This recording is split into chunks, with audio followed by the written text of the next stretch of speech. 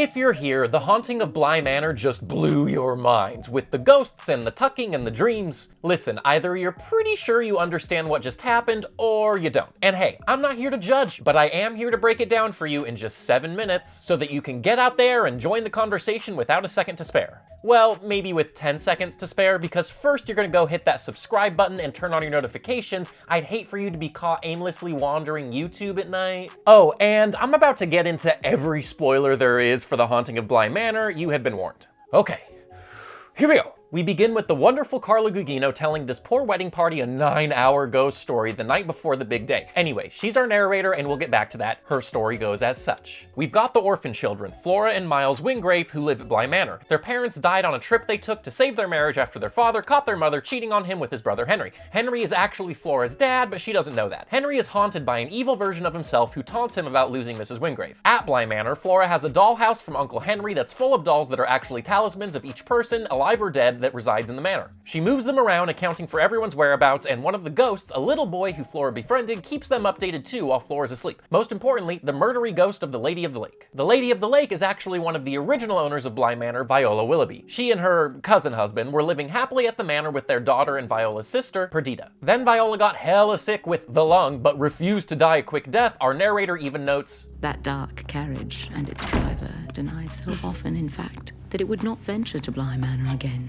That's why, after Perdita murders her in her bad attitude, Viola's spirit actually sticks around in a chest full of all her treasured dresses and jewels. They're set aside for her daughter, and only her daughter to inherit. It is you. It is me.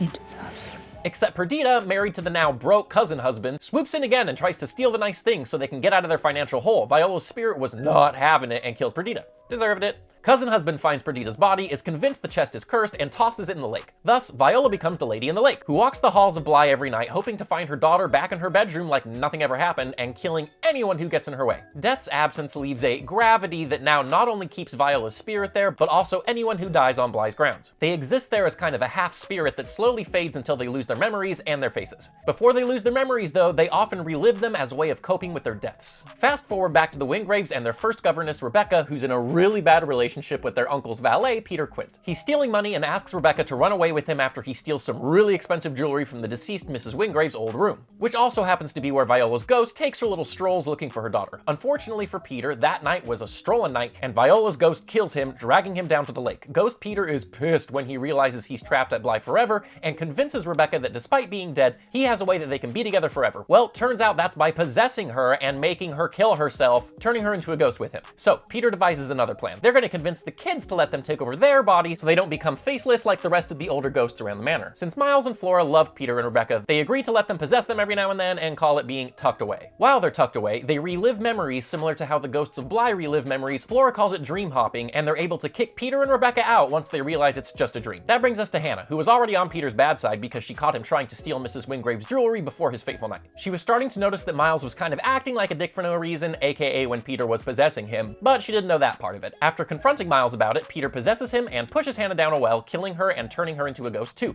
That's right, Hannah was a ghost before the kids' new Governess Dani even showed up. That's why she always refused to eat and kept track of who was dead at the manor with the candles, but she was still kind of in denial about her own death. And it took a bunch of memory dives before she could accept that she was dead and needed to protect the kids and her love, Chef Owen, from whatever the F was going down at the house. Cue Dani, who was just looking to get away from the States after her childhood sweetheart and fiance was hit by a car right in front of her minutes after she dumped him. He haunted the hell out of her, his glasses still glowing in the headlights every time she left her guard down or looked in a mirror. She answers an ad that Uncle Harry put in the paper for a new governess and proceeds to spend the next few weeks seeing the ghosts around Bly and dealing with possessed kids, even though she doesn't know the ghosts are ghosts or that the kids are being possessed. Yeah. Oh, and Uncle Henry is no help despite her trying to reach him. Turns out he was actually calling back, but kept hanging up because he was sad that Mrs. Wingrave wasn't on the other line. Hello?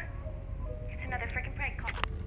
Dani does have a bit of good luck though, falling in love with the gardener, Jamie, who helps her get rid of the ghost of her fiance. But then things get real bad when she's attacked in the attic and tied up by a possessed Miles. This is where Dani realizes Peter and Rebecca's ghosts have been possessing the kids, that the house is full of ghosts, and that Miles and Flora are being hoodwinked into giving their bodies up to the crazy couple. At this point, Peter and Rebecca have convinced the kids to stay in their dreams with their parents forever, letting the couple have their bodies. The kids say the magic words, "It's you. It's me.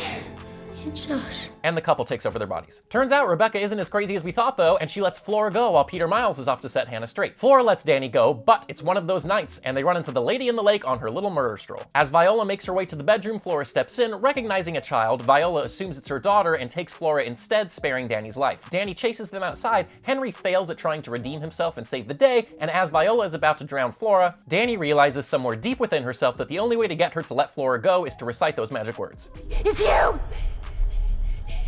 It's me! It's us! The Lady of the Lake takes up residence in Dani, releasing Flora and all the ghosts of Bly Manor from the gravity that held them there. That means Miles is free and Rebecca and Hannah can pass on. Oh, and Henry is fine, so he takes the kids and they all get the F out of there. Dani and Jamie live happily ever after for a while, but eventually Dani starts to see Viola in her reflection. Viola's spirit gets so strong in her that she actually almost strangles Jamie, so rather than risk unleashing Viola on the world again, Dani walks herself into the lake at Bly Manor, trapping Viola in her drowned body, unable to hurt anyone ever again. It's pretty dope. Jamie finds Dani's body and spends the rest of her life leaving her door open, hoping Dani's spirit will come back to her just as Viola used to return for the one she loved every night. Finally, it's revealed that the narrator of the series is, in fact, Jamie, and the last shot in the finale is her asleep with the door open with Dani's hand resting on her shoulder. We'll never know if that's actually Dani's spirit or just Jamie's own personal haunting, like Dani had with her ex-fiance or Henry had with, well, you know, himself. And that's it! That's Bly Manor put into the simplest terms. Do you still have questions? Drop them in the comments below, and of course, hit like, subscribe, and turn on your notifications. We don't want you to miss a single bit of entertainment news that's important to you.